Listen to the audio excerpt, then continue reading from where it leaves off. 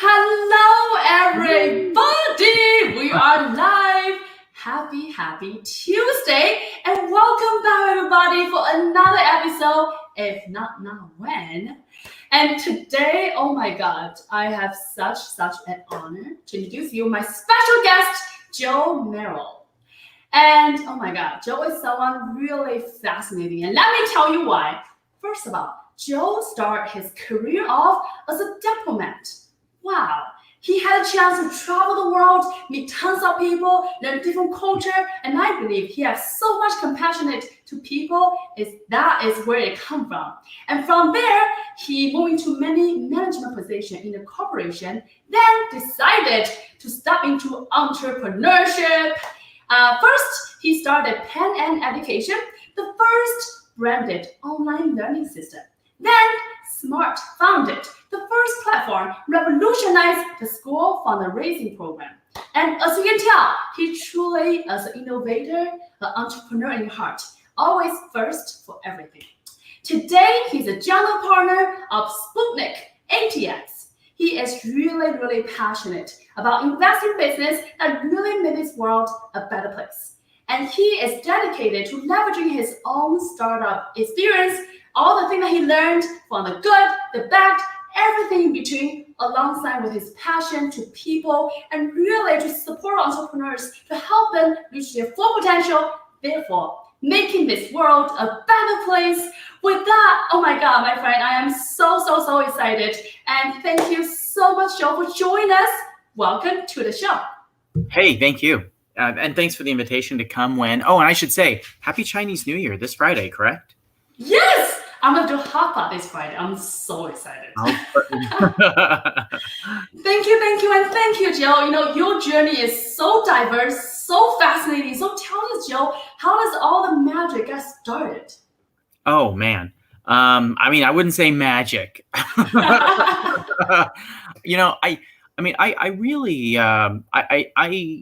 I went to college thinking I was going to be a doctor.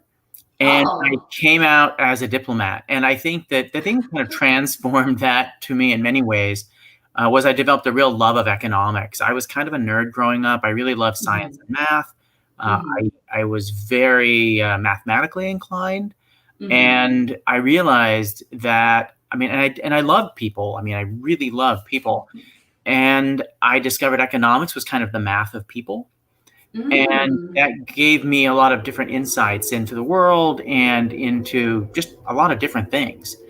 And when I realized that there was like math of people, and as I got more involved in thinking about people's lives and how they lived, I became interested in ways I could maybe make the world a better place. And that's what led to, becoming a U.S. diplomat. It's really funny. I had a friend in college, Elizabeth, who she went to some State Department presentation and came out and said, "Oh, Joe, you should do this."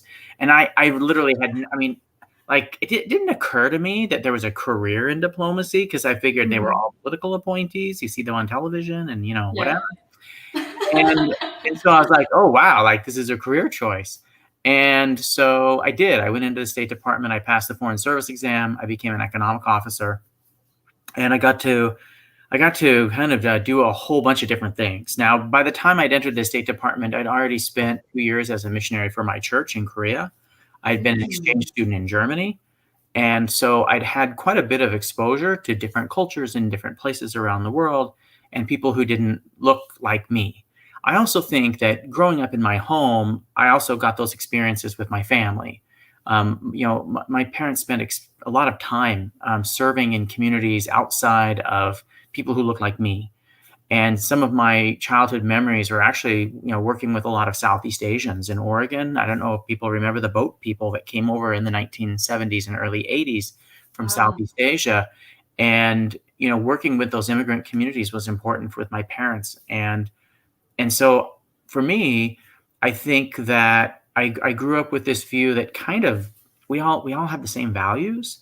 Yeah. And I was able to see that. And wherever I go, wherever I've lived, people are people. And I think that we, and I certainly think that as travel barriers come down, as younger generations travel more, see the world more, have more access to and exposure to one another, I think that arc of world history towards peace and getting along, that continues to move in that direction with a few bumps along the way. And I just kind of feel like maybe I was a part of that. I don't think I was a pioneer. That's for sure. But I certainly benefited from figuring out that's the arc and learning. And so I did. I got to go to a lot of places, do a lot of interesting things. I was in the State Department. A lot of the work I did in the State Department, I don't think I can still talk about. But I did a lot of work related to things like, the Dayton Peace Accords, and implementing the Dayton Peace Accords, the economic side agreements, the work around Ploche and things like that, and supporting David DeLuey when he was running that office, doing,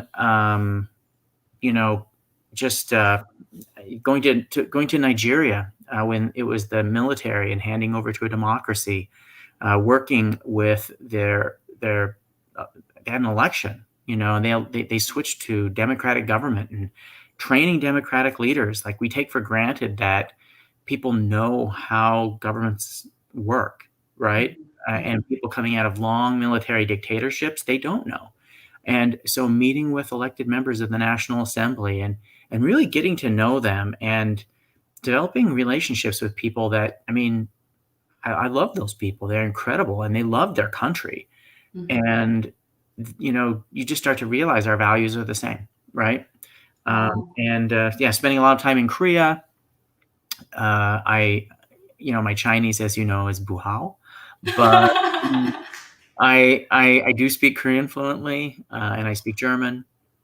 Arigato. Oh wait, no, that's Japanese. I forgot my Korean. If you were about to say 안녕하십니까. Oh yes. Yes. Or 안녕하세요.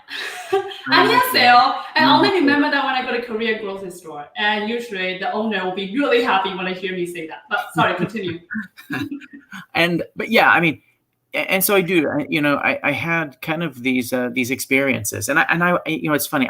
I'll share a story that I think was very enlightening of what I will call the old America to the new America, because I think America is kind of in this transition still between old America and new America, and the older generation of people and the younger generation of people, if you will. When we were in the State Department in our training, they took our training class up to Capitol Hill, and we met with the Senate Foreign Relations Committee. And I think it was Senator Jesse Helms was the chairman of the committee at the time from North Carolina, and he was pretty famous for being racist, and he was pretty powerful. He bragged about never having a U.S. passport, and as a diplomat, you have to be confirmed by the Senate, and the Senate aides will want to talk to you, and it's a lot more streamlined and simpler for career people than for political appointees, but you still have to be confirmed. And so, you go up there to meet with the staff.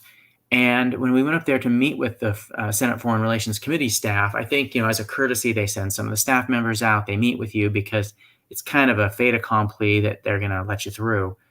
It's not like political appointees where it might be a little more controversial. But at any rate, we're up there and we're meeting with them. And this guy from Senator Helms' office comes out. And he just starts literally saying to us, you're not good Americans because you want to go overseas. And if you really loved America, you would never leave this country. You'd never even want to live in a foreign country. America is such an incredible place. It's so amazing that anyone who wants to leave it for any reason can't be trusted. And you love foreign things more than your own country. That's why you want to live there. And, and so I think that all of you wanting to have a career representing the United States overseas, we can't trust you because you probably love foreign things more than America and you're traitors to America. Now, mind you, this is like the staff of an elected official who, and by the way, Jesse Helms completely feels that way, right? And he, this guy, racist guy who's never had a passport, and he chairs the Senate Foreign Relations Committee. Like what kind of bizarro land is that, right? And yet there he is. And there's his staff members that have all the same bias and anger and kind of xenophobia. and kind of creating a world of us and them that is a construct in their minds that they have created to give themselves political power, right? It's this politics of fear mentality that if you get people afraid, it's easier to control them and make them do what you want. And so if you can scare people and vilify, you need some kind of villain, right? So if you can vilify those foreigners, then you can get more people to vote for you and you can stay in the Senate longer. And these biases are reinforced and handed down generation after generation. And here they are right in front of us with these officials. And in the middle of all of this, when this guy is dressing us down and talking about how horrible we are, one of my classmates notices that the individual who's dressing us down is a graduated of like Johns Hopkins School of International Relations, which is a very prestigious school to get a graduate degree from international relations. And it dawns upon him. So he raises his hand. And at some point, the guy says, do any of you have any questions? Like, any losers have any questions? And it's kind of like a derisive way. And I can't remember how it was very derisive. And this guy raises his hand. And he says, yes. What's your question? And he says to him, how many times, he asks this guy the question, how many times did you fail the Foreign Service exam? And there was this moment where it was almost as though his conceit was exposed and he had a look of embarrassment on his face because we were the State Department. Was he going to say he hadn't taken it a million times? Of course he had. He wanted our job and he didn't pass the Foreign Service exam and he ended up working at the Hill, which is totally a fine thing. There's nothing wrong with that. But after having him tell us how awful we were for wanting to be Foreign Service officers, it kind of exposed the conceit. And then he went into this diatribe about how he actually pulled out of his pocket, he didn't even answer the question. He just reached and pulled out of his pocket a copy of the Federalist Papers. Like, who carries the Federalist Papers around? And he goes, I have in my hand a copy of the founding documents of the United States, the Constitution, the Declaration of Independence, and the Federalist Papers. How many of you do? And I'm just whipping out my Federalist Papers all the time. And he goes, that's because none of you love America. And my goodness. And I think that's the contrast. Like there's people who are trying to rule by fear, and there's people who want to rule with hope and faith and unity. The idea of e pluribus unum, right? From many one. And I think that the arc of human history is about small communities becoming bigger communities, now becoming global communities, where we can do more together, have more prosperous lives, and we're safer. And that old mentality of fear, I think that's going away slowly but surely. And there's people who will tell you with Trump and all this stuff that oh no, this is really changing. And I completely disagree. I feel like the Trump administration has exposed how petty, small, and marginalized the people who behave this way are, and the increasing lengths like QAnon and these things that they have to go to justify kind of the that view of making people different. Because the reality is we're not different. We're the same. And I think I love that. Yeah, and you learn that in business, right? As you do more and more business, you realize that, we have the same values, we want the same things. And we may have differences in tastes and preferences, but at the end of the day, we want to be loved, we want to be appreciated, we want to be recognized for the work that we do. To some extent, like we want to be valued. And those are the things that matter the most. And so I think over the course of my career, that's kind of what's defined me, is my desire to help and serve other people and to make the world a better place. That's why I went into the State Department. That's why I left the State Department. I left the State Department because the United States started torturing people, which I think is really uncool and is terrible policy. It is a stain on our nation, and will be remembered that way, and it's something that we're better than that. And I went into entrepreneurship and business. So tell us about that. Do you always knew you want to be entrepreneurs, or that just happened to happen? I think growing up as a kid, I always thought I would be a lawyer or something like that. My mother was a lawyer. And I think that, as you get older, you get exposed to more things and different ideas. And to me, I don't know, it seems to me as though all careers, if your goal is to make the world a better place, all careers end up being very similar. We're doing different things to accomplish the same goal. Mhm. I think the difference is being mission-driven or mercenary. And the mercenaries are people who, I mean, they don't care about other people. They're just asking, what's in it for me, right? Mhm. And if your focus is what's in it for me, you're going to have a pretty miserable life. If your goal is how can I uplift and raise everybody around me and how can we all be better, you just get more done. You can build something because you trust people. You learn how to build organizations and have accountability to create cultures that empower people to be successful and to do their best work. And that's what ends up, that's what happens. And that is that abundance mentality of, out of many, one. And that is politics, business, law, whatever you're doing, diplomacy. That's what it really comes down to at the end of the day. You're just doing different flavors of that formula and you may not realize it. So, whether you're building tractors for John Deere, which is helping farmers feed the world, right? Better at it and making their farms more efficient and giving them better economic and financial stability because you're making a machine that helps them maximize and utilize their land better than anything else. Again, you're making the world a better place. You're seeing your purpose in the greater context. And then, you could go to a Carlyle fund, and now it's about, investing in systems and people that are giving people the education and the tools they need to be their best. Oksana and I, we have a university in Washington, D.C., the University of the Potomac. And a part of that university's mission is to make education affordable and accessible, like incredible education. We don't want people to get a crappy education. We want them to get an amazing education. We want an education that leads to spectacular career outcomes for them and joy for their family and helps them to reach their full potential. And that kind of leads to what I'm doing now, because with Sputnik ATX, with our company today, it's funny. I mean, I'm actually sitting right next to me. We were talking about this in our staff meeting this morning. I kind of have our mission, like who we are, and it just says like at our core, Sputnik ATX, which is, and we're a VC fund, right? We invest in startups, and we run an accelerator program to try and we joke that we teach nerds business. We're looking for maker founders, and we can teach them the business side, right? And at our core, we just say that Sputnik ATX relentlessly strives to help everyone reach their full potential. Joe, why this is important to you? Because I think throughout your career, multiple different conjunctions, this coming up over and over again. Why this is always?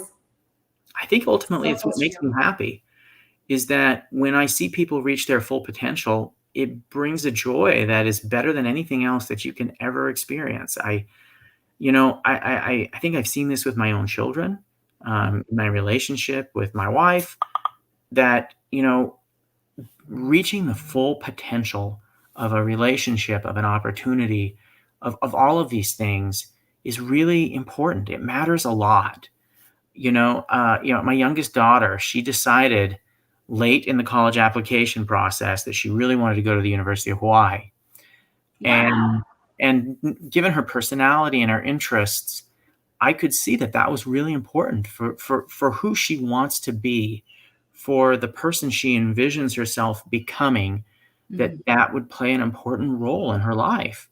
And so, of course, I'll do anything to make that possible, because as she thinks about her full potential and who she wants to be, that's a part of it. And again, it makes me happy, and it brings me the greatest fulfillment to help others to be able to do that. Do you always know, or how do you find out along the journey that you find out this is what you're meant to be? Oh boy, I don't know if people are meant to be anything. I think we get to choose. We all get to choose. And I've seen people who they grew up in investment banking families. They became investment bankers. They were miserable. They quit their jobs, and Not surprised. they became writers because they loved writing, and they weren't very good at it. They kind of stunk at it when they first started, but We all do. but they kept working at it and have been able to make a living doing it now. And I've seen it the other way too. I've seen, Pulitzer Prize winning journalist friends go into business, right? That they enjoyed the business side more. And again, it's your choice. It's your choice. You get to decide for you what's best for you. And we all kind of have these gating factors that prevent us from doing that. Sometimes they're external and sometimes they're internal to us. We have anxieties or fears, or we're afraid of failure. And, it's funny. We have Lorna Johnson, who's an ex-Olympian, is one of her current company, Crib MD, is in our accelerator program right now. Wow. And she said this thing yesterday in class. We were talking about what is swagger, right? And she said something, she talked about athletes and kind of the composure that you have when you come to, anything you do. And she said, you have to go in without a fear of failure. And I think for so many people, the fear of failure holds them back. And so helping people to overcome a fear of failure, to make a goal, to break it down to the steps needed to attain it, and to see them overcome those fears through hard work, accountability, determination, and grit is just unbelievably rewarding. And there's nothing like it. I love that, Joe, you talk about fear of failure among all other things are potentially holding people back. So let's talk about it. Do you ever, maybe early in your career, ever fear of failure? Or how do you able to overcome that in the beginning? What is your journey? I don't know if I'm afraid of failure. I think that I'm afraid that, to be frank, I think the thing I fear is that I wouldn't learn from something. That, to me, I actually don't even like the word failure, because failure implies some type of a setback, a break, right? Like something broke, if you will. And what failure is, in fact, is like the best learning experience you can ever have. And failure can be really painful, right? Failure can be really painful. And so, when you fail, you feel like, it hurts, and it should hurt. Failure should hurt, right? Because it's that awkwardness. It's the emotional fact that you were invested in something that didn't work out, right? That is what then can motivate you to learn from it, so that you don't repeat that. Don't do that again. And, failure is just a part of the learning process. And so to me, I'm not afraid of failure, because I think that when I fail, I'm accelerating my learning.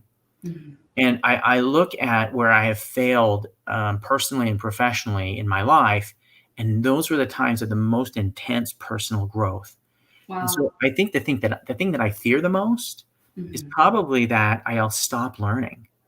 And I think that, vanity, arrogance, those things all prevent us from learning. And so to the extent that we can kind of get over our fear of failure and get out of our own heads, if you will, and just push forward and learn from every experience, then I think that we make better decisions over time. And, we connect better with the people around us, and our lives become more enriched and better for everybody. I love that. And Joe, speaking of failure or learning experience, I'm curious, during your entrepreneur journey, do you have one or two biggest learning experience that you can share with us? And how do you kind of pivot from there to us a growth opportunity to help you become who you are today? For entrepreneurship specifically, the number one thing I will say is, first-time founders generally focus on product. Second-time founders focus on sales. And making something people want is really important. And so I think that the thing you learn pretty quickly from entrepreneurship is that if people aren't willing to pay you for the thing that you're making, then you're making the wrong thing. And capitalism is amazing. Like, I don't understand all this talk of socialism. Like, why anyone wants to give the government, like the most incompetent people we know, power over everything? Like, that just blows my mind. But at any rate, give the least competent people the most power. That's a great idea because they do such a great job with everything else they're doing, whatever. But at any rate, Ouch. In capitalism, right, we know when things don't work because no one is willing to pay for it. And I am a huge believer in market failure. I do believe the role of government is to fix market failure, right? In economics, where the traditional economics of supply and demand don't work, that is 100% where government can play a role. But for 90% of the economy, that's not the case, right? And I just think, as an early entrepreneur, spend a lot of time with customers, solve their problems, solve their problems in a big way, solve their problems in a unbelievable way, make their wildest dreams come true. And if you do, then they'll pay you for it. And if they're unwilling to do that, don't quit your day job. Wow. I love that. That's incredible, Joe. What a insightful advice. So thank you for that.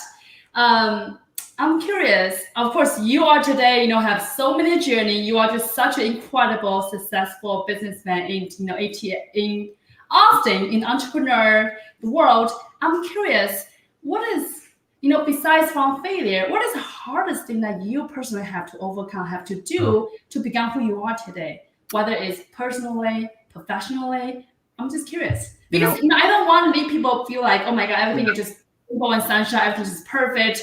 I travel and they're from here, right? You have so much more challenges you overcome. I think that one of the hardest things to do, especially if you're an entrepreneur, is your family, because startups consume you. They consume your life. If you have a company like Pan Am Education, you're talking to Chinese businesses, going late into the night, right? And then you have Turkish companies wanting to call you early in the morning. And then you have to work with your teachers all day. And startups have to be that way. Like, they have to be consuming because you're inefficient when you start a startup. You're not at scale, right? And so you don't have the efficiencies of scale. Everybody has to put in long hours. Everyone has to be committed to the mission of the company. And when you have to put in those kinds of long hours and that kind of a time, it can be really hard to manage your relationships with your family. And so I would say that, that's probably the hardest thing to do. I think I had my wife was very supportive of me starting companies, but I think we were both naive about what that would demand. And I would say that the thing I've learned the most is just to really invest in those relationships with your family. And to the extent your family can even get involved with and help you, that you should do it. I have had both my daughters work with me in the fund. Wow. And that's been so rewarding. My oldest daughter, Emma, is working in the fund right now. And it's really cool to be on a call and, do what I do. And, because she can, one, she sees what her dad does for a living, right? She's learning, and she's learning about people and entrepreneurship and all of these things, which is important for her own development. But it gives you just more in common, more to talk about. It deepens your connections with your family. That's beautiful. There's kind of this, it's interesting. A lot of VCs won't invest in husband-wife founders. And the reason why is that, because quite frankly, in almost 100% of startups that make it to becoming a unicorn, one founder at some point has to fire the other. And you can't fire your spouse, right? And then divorces where equity is concerned get really messy really fast. And, they just don't want to get involved in that. And they think it's toxic. But really good research from Harvard and the University of Chicago have shown that that's actually just not true, that husband-wife teams can be a lot more efficient, particularly in early stage. And if they manage that expectation, if they know that one of us will have to fire the other, and they're talking about it and they have good communication, then that transition can be really smooth and it doesn't have to end the marriage or the company. And I think that that's a kind of that's this evidence that if you have a good relationship and you focus on your family, you can still be an entrepreneur. You can just have a tremendous business with your spouse and your family helping you. And you don't have to necessarily sacrifice your family relationships to be able to build some billion-dollar company. It just requires great communication, clearly knowing upfront what the limitations are, and managing expectations with love and compassion for each other. And if you can do that, then you can make it work. I love that. Love and compassion always wins. Yeah. And Joe, I wanted to unpack your journey a little bit more. So, transition from diplomat to entrepreneur. And then how do you from there go to Sputnik ATX? Yeah. So if you ever really want to have the most miserable years of your life, start a company. It is hard. It is so mind-numbingly, just brutally difficult. You're gonna get sued. You're gonna frivolous lawsuits, right? You get frivolous lawsuits. People will people will accuse you of crazy things. You're gonna have somebody who puts faith in you and says, "Here's $3 million," right? At some point, and they're trusting you with $3 million, right? And are you going to spend that money wisely? And are you going to do everything in your power to get them a good return on their investment, right? And that's there's a lot of trust there, and there's a lot of pressure to perform. And again, you're going to work really long hours. It's not this glamorous thing that people make it out to be. It really bothers me, in fact, when I see politicians, especially, being harsh on successful entrepreneurs, because they have no idea the sacrifices you make for the first 3 to 5 years of any company to get it off the ground. It is brutal. And so, I went into entrepreneurship kind of open, like doe-eyed, like many people. I ran that company for years and years, and we exited Pan Am. It was really hard. It was super brutal. And after the company was sold, I mean, you think, wow, that was, do I want to do that again? And of course, I went and did it right again. But I think that entrepreneurship is not for the faint of heart.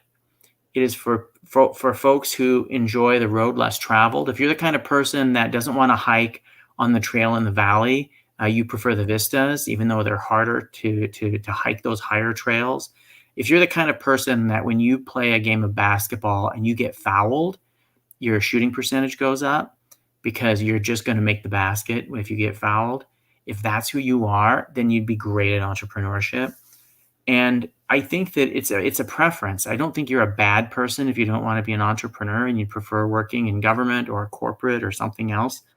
I don't think that makes you a bad person by any stretch of the imagination. It's like, do you like chocolate or do you like vanilla kind of a thing? And I just, I am that person. I am the person that if I'm playing basketball and you foul me, I'm going to make the freaking basket. Right. I may not win the race, okay? But I will be the person who passes out getting to the finish line the fastest I possibly can. And I may not be the smartest person in the room, but I will study everybody under the table. Does that make sense?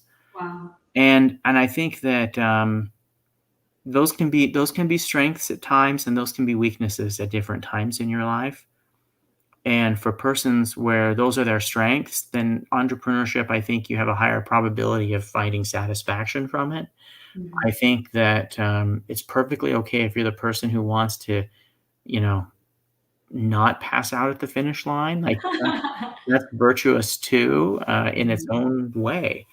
And so, yeah, just know who you are, know what you want to do. For me, entrepreneurship works. And in a way, Sputnik ATX is a startup too. And so it's kind of like, I guess it's my third startup, right? Because we're starting this accelerator and this VC fund.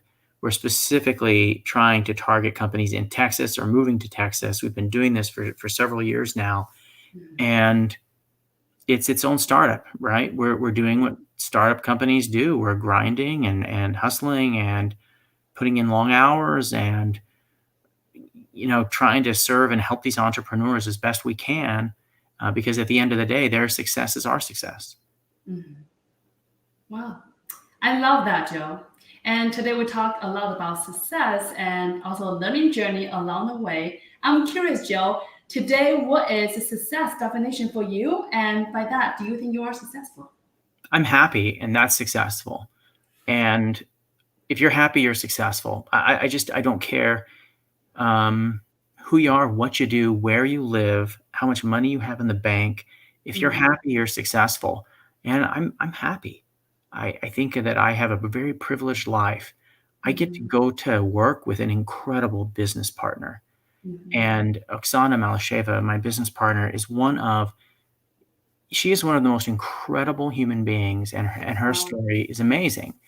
And I get the privilege of working with her every day. I come home. My wife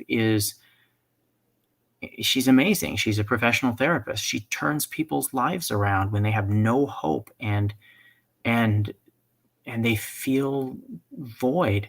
She is the person that is there to pick them back up and to get them back on their feet and to help people to learn to stand and run on their own.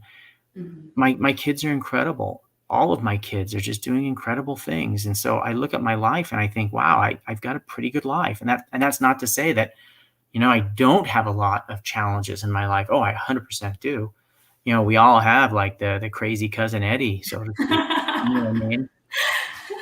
But at the same time, those things make the good things even sweeter. And so it just makes life fantastic. And yeah, I'm happy. And if you're happy, you're successful. So yeah, I would say success is a function of happiness, period. I love that. That's probably the best answer I ever get whenever I ask this question.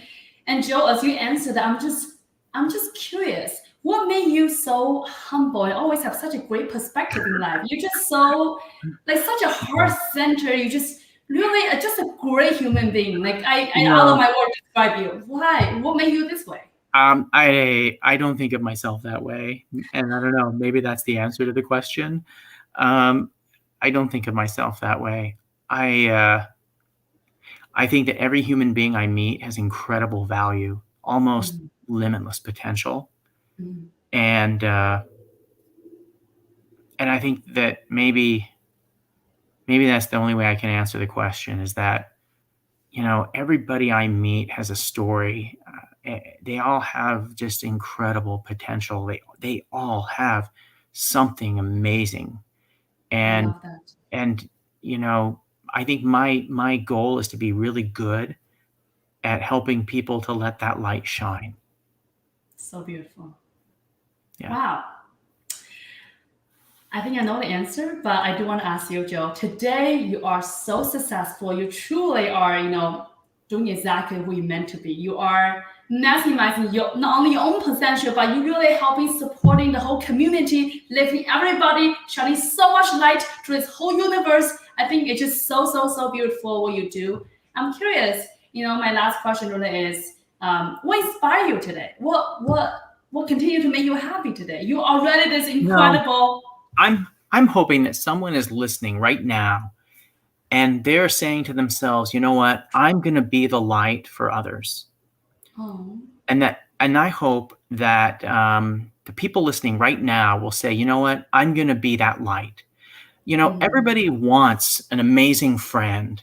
Well, stop wanting an amazing friend and start being the amazing friend. Because if you become that amazing friend, if you become that light, there's a joy to that you cannot imagine. And so I guess my hope is that someone listening to this right now is going to say, you know what, that's the life I want for myself. I am going to make other people's lives amazing. And, I'm not saying you don't have to have appropriate boundaries because heaven knows there's some people out there who are sociopaths, but you know what, you just work to make other people's lives incredible. And that's within your power. And if you do, I just hope somebody listening will make that choice today, and we'll have more people shining more light, lifting more people up, and that we as humanity can just come together and again reach our full potential, which we can only do together. Wow. And I often tell people, my definition is 1 + 1 = 3. So when we all come together, we are greater all together. I love that. And Joe, I do want to... I'm going to tell you when you got your math wrong, because it's 1 + 1 + 1 + 1, and I could keep going, is infinity. That 3 is too limiting. I love that. 3 is for losers, okay? It's infinity. Damn. It's that 1 + 1 ... equals infinity.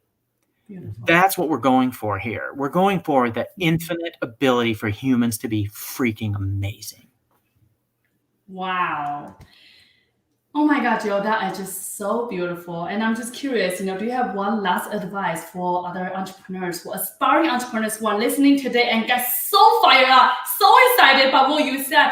Do you have any advice for her or him in terms of, really in the grind and really live their full potential and be the light for their customer, for their, spouses, for the incredible community they are building? What would you say is the last thing you want to share? Go and just do something incredible to help another human being today. Drop the mic!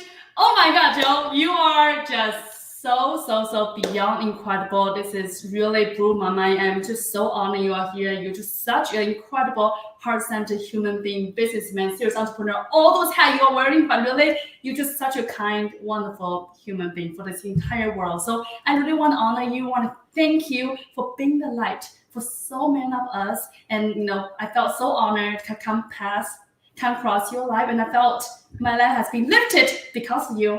Right back at you, Lynn. Right back at you. So I want to thank you for joining us. And thank you, everybody, for tuning in. Really appreciate you. And be the light. Go make the world a better place. And I will see you guys next time. Bye.